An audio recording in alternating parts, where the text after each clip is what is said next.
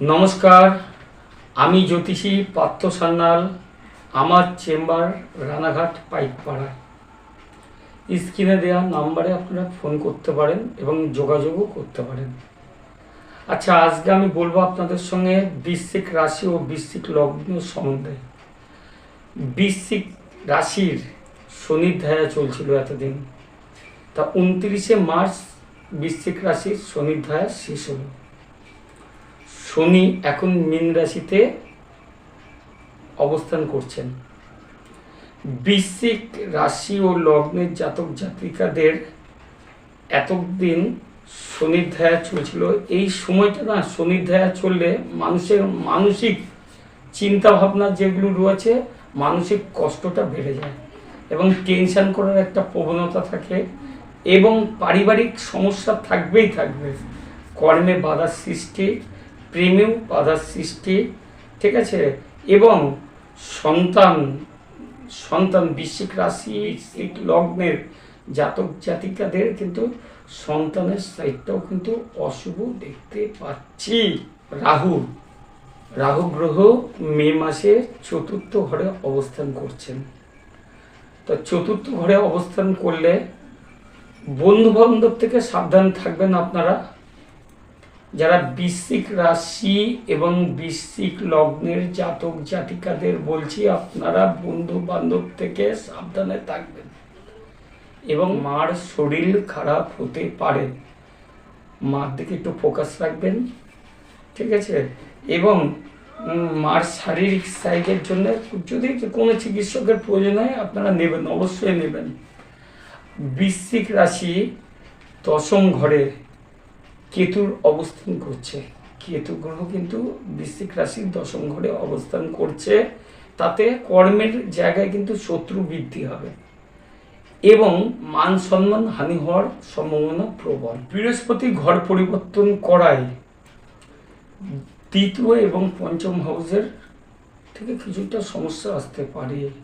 আপনাদের পারিবারিক কিছু সমস্যা বেড়ে যেতে পারে, আত্মীয় স্বজনের সঙ্গে মতবিবাদ হতে পারে এবং বৃশ্চিক রাশি এবং বৃশ্চিক লগ্নের জাতক জাতিকা যারা আছেন তাদের কথাবার্তা একটু স্ট্রেট ফরওয়ার্ড হয়ে যেতে পারে। অর্থ সঞ্চয়ে কিছু বাধা হতে পারে এবং সন্তানের জায়গাটাও কিন্তু একটা সমস্যা আসবে এবং প্রেমে বাধার সৃষ্টি হবে। সাকসেস সহজে আসবে না। এই জায়গাটা কিন্তু একটা রহস্যময়। এই জায়গাটার কিন্তু অবশ্যই প্রতিকারের প্রয়োজন আছে। যদি প্রতিকারের প্রয়োজন হয়, যদি আপনারা মনে করেন যে জায়গাটার সমস্যা মেটানোর দরকার আছে বা কারোর সমস্যা হচ্ছে, তাহলে আমার স্ক্রিনে দেওয়া নাম্বারে ফোন করতে পারেন।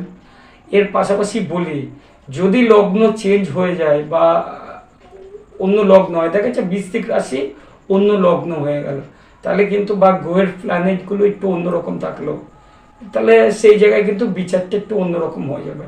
আমি আজকে আপনাদের বলছি বৃশ্চিক রাশি এবং বৃশ্চিক লগ্নের যারা জাতক জাতিকা রয়েছে। বৃশ্চিক রাশি হচ্ছে আমাদের রাশি চক্রের অষ্টম রাশি। অষ্টম মানে আমরা কিন্তু স্ট্রাগলস বুঝাই, খুব যুদ্ধ করে এদের বাঁচতে হয়। বৃশ্চিক রাশির পুরুষদের যে এনার্জি থাকে, সেই এনার্জিটা যদি সেই গ্রহ বৃশ্চিক রাশির যে মালিক সে যদি শুভ স্থানে বসে থাকে, যদি জন্মছকে কারোর থাকে তাহলে শুভ প্রভাব সে পাবে। আর যদি শুভ স্থানে না বসে থাকে তাহলে তার তো প্রতিকার নিতে হবে এবং সমস্যাগুলো দেখতে হবে। বৃশ্চিক রাশিটা হচ্ছে জলতত্ত্বের একটা রাশি।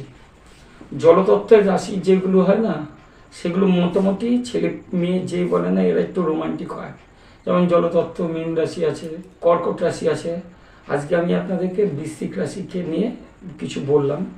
এরা একটু রোমান্টিক টাইপের হয়, এদের টেনশন থাকবেই, কারণ অষ্টম রাশি তো ওদের সময়ের মধ্যে থেকে এরা চলতে পারে। বৃশ্চিক রাশি স্থির রাশি, বৃশ্চিক রাশিটা হচ্ছে স্থির রাশি। এই রাশির জাতক জাতিকা যারা রয়েছে, যার চিন্তা ভাবনা করবে এরা যেটা আমি করব, এরা করবে, এরা চেষ্টা করে, করতে পারুক চে না পারুক, এরা চেষ্টা করে সেই জায়গায় নিয়ে যাওয়ার মতো পরিস্থিতি এরা তৈরি করে, অটুট থাকে সেই জায়গায়। এরা সাহসী হয় কিন্তু বিপদকে এরা ভয় খায় না, পরিচালনা করার মতো যোগ্যতা এদের আছে। এপ্রিল মাসের 14 তারিখে গ্রহণ যোগ, বুধাদিত্য যোগ, বীজ যোগ, দারিদ্র যোগ কেটে যাবে। বৃশ্চিক রাশির জাতক জাতিকাদের এতগুলো নেগেটিভ যোগ কেটে যাবে। শনি গ্রহ খারাপ থাকার জন্যে পারিবারিক কিছু সমস্যা এদের আসবে এবং একাকী থাকার মানসিকতা তৈরি হয়ে যাবে। ভিডিওটা দেখার জন্যে অসংখ্য ধন্যবাদ। নমস্কার।